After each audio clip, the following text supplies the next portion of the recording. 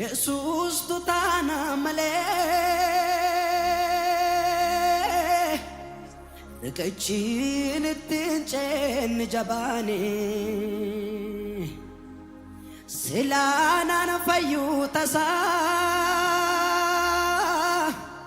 Eluf melun jirenya kon chabani Yesus tutana male Rikachin tinchen jabani Silana na fayutasa Eluf melun jirenya kon chabani Jesus gonani male Ala wani tullu tatandire goda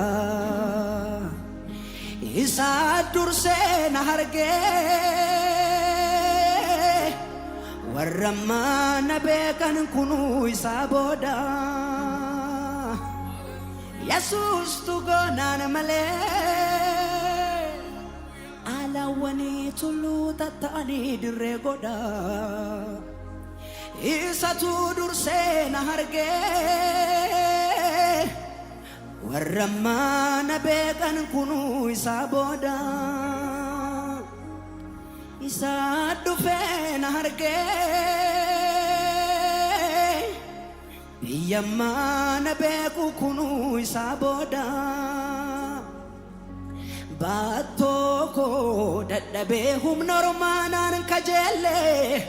Nan beka jirun kosan male nan kajelle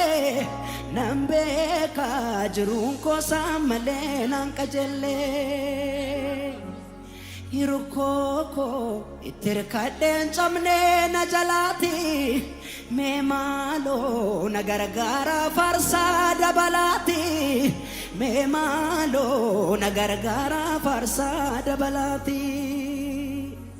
Hirukoko itirkaden chamne na jalati Me malo na gargara farsa dabalati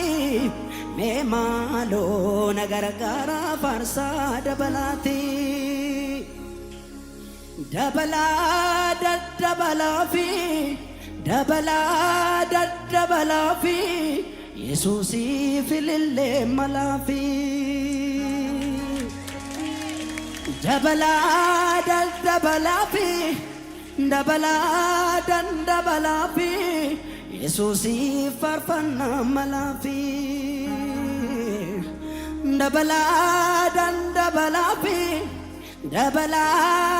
Dabala fi